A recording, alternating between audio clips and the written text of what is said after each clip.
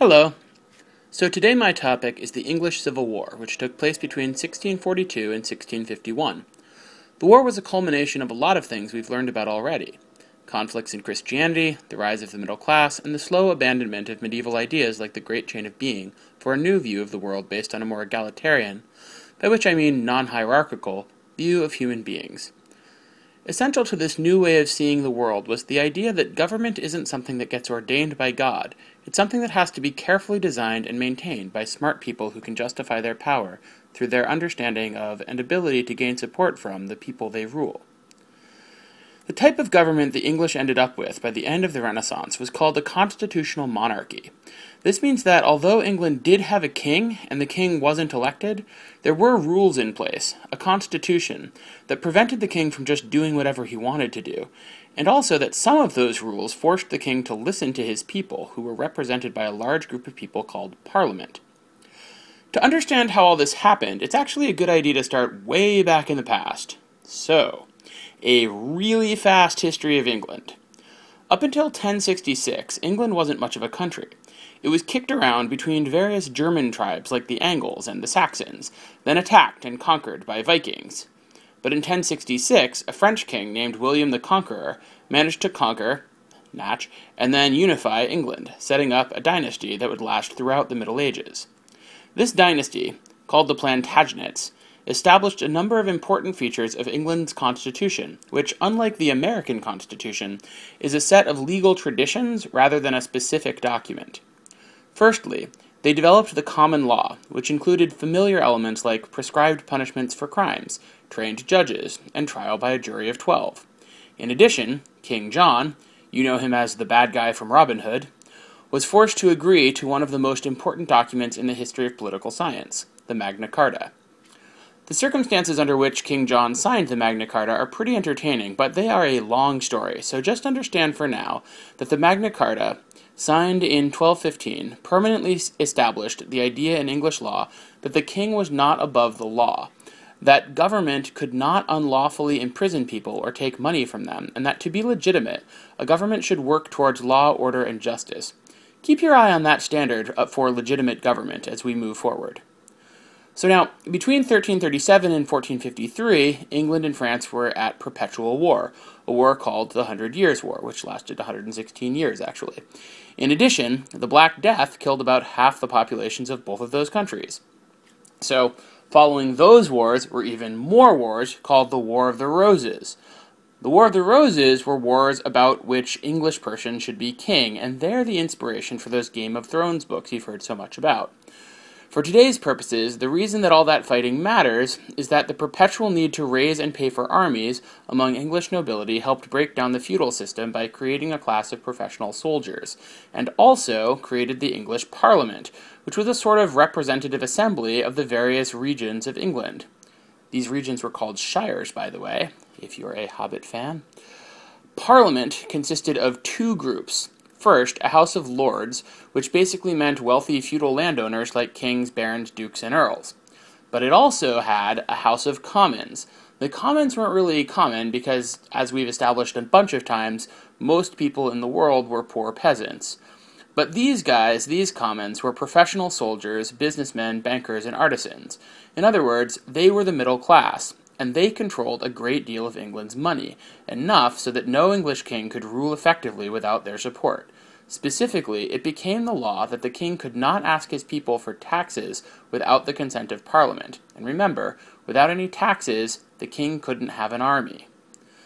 But for Henry VIII, who became king in 1509, there was no need for a parliament to help raise money, because Henry was able to use a different strategy to fund his many wars and extreme personal luxury. His strategy was to sell off land that had once belonged to the Catholic Church. You see, now we're in Reformation territory, and Henry was originally married to Catherine of Aragon, a Spanish princess, and when she failed to produce a male heir, he asked the Catholic Church for a divorce. When they refused to give him the divorce, Henry decided that instead of just accepting defeat, he'd upset the whole balance of power in Europe. He issued the Supremacy Act in 1534 that created the Anglican Church, a new English church, that, while Protestant in name, was actually just a version of Catholicism run by Henry instead of the Pope. There's a lot more to be said about Henry, how he believed himself to rule by divine right and ignored elements of the Magna Carta by using a new court called the Star Chamber to silence and terrify his enemies, or how he went through a whole series of wives, here's a look at some of them, in his effort to produce a son who could rule England when he was done. But we're going to skip all that good stuff and instead just talk about the consequences of his larger-than-life decision-making. And those consequences were that when Elizabeth finally became Queen of England in 1558, she had to issue a rule called the Elizabethan Settlement, which basically said that as long as everyone pretended to be an Anglican, it was okay if some people were Catholic and some people were Lutherans and some people were Calvinists and so on. Now, it might not sound that way, but this was a groundbreaking level of religious tolerance for the time. Elizabeth's rule is often considered a golden age in the history of England, since it coincided with amazing military victories over Spain, the exploration of the Americas, the flourishing of great literature like William Shakespeare, and the relative financial stability at home. England's reign was also an era of peace. Her army worked mostly to defend England rather than to expand it. Part of the way all this happened was that Elizabeth used Parliament to give a voice, but not too much power, to many competing interests in England. But when she died in 1603, her successor had a much less cooperative attitude. Okay, so the opposite of constitutionalism is absolutism. The idea that a king should have absolute and total power, limited by nothing, because that king was appointed by God to rule. That concept is called the divine right of kings, and James I, Elizabeth's successor, was absolutely an absolutist, and he told Parliament exactly that as soon as he assumed command. In addition, James was rightfully king of Scotland and England, and he wanted to rule Ireland as well in order to create a new nation he called Great Britain. The problem for James was that by this point the middle class in England was extremely rich and powerful, partly as a result of all that land they'd purchased back in the Henry VIII era. The House of Commons at this point had far more cash than the House of Lords, and they were not interested in giving up power. In fact, they wanted more influence over government, not less. They were also educated enough to use the system of legal precedent, that is, relying on old legal decisions in order to justify new ones, to demonstrate to King James that he simply wasn't going to get to take the control he wanted. Another, even nastier problem for James was religion. The Anglican Church had been a good strategy for Elizabeth, who used it to balance the competing religious impulses of the English Catholics and English Protestants. But a large number of the second group, that is, English Protestants, felt that the Anglican Church was way too Catholic and needed to be purified of Catholic elements. These people were Calvinists, and in England they were called Puritans because they wanted to purify the Church. And they were enraged by James and his son Charles's seeming desire to return to a Catholic England. The Puritans weren't just religious fanatics, they also dominated the wealthy middle class that made up the bulk of the House of Commons, so they were extremely politically powerful. Okay, so now I'm skipping over a lot of details in order to get to the point. James and Charles, who were absolutist, pro-Catholic, divine right of kings loving people, failed utterly to get their parliaments to help them raise armies, collect taxes, or do much of anything. As a result, Charles finally tried arresting members of the House of Commons he didn't like, and when that didn't work, the English monarchy declared war on the English Parliament in 1642, and they lost. At the end of the English Civil War in 1649, King Charles was charged by Parliament with high treason and beheaded. No getting around it, that act was a clear signal that the era of the divine right of kings was over, and that at least in concept, constitutionalism had won. But the new government of England was a bizarre experiment in non-monarchical rule, and it didn't last. Kingship was abolished. England was no longer a kingdom, but a commonwealth. The leader wasn't a king, but a Lord Protector, whose name was Oliver Cromwell. Cromwell had been the top general in the war between Parliament and the nobility. So you might expect that this would make for a less oppressive government, but in fact it didn't work out that way at all. Cromwell worked to maintain a unified Great Britain, holding onto Ireland and Scotland and redistributing land to his political allies. Under Cromwell, Catholicism was banned outright, and Ireland, which tried to remain Catholic, was viciously attacked in a series of massacres that resulted in the death or exile of nearly a third of Ireland's population. In addition, Cromwell banned activities that Puritans didn't like, such as theatre and sports. Cromwell initially tried to make Parliament a vital part of his government structure, but he was totally unable to work with them, and so he ultimately governed entirely by military rule. When Cromwell finally died, the English decided that they wanted their legal traditions back. They were sick of this military rule business. And the first step towards getting there, ironically, was to restore the monarchy.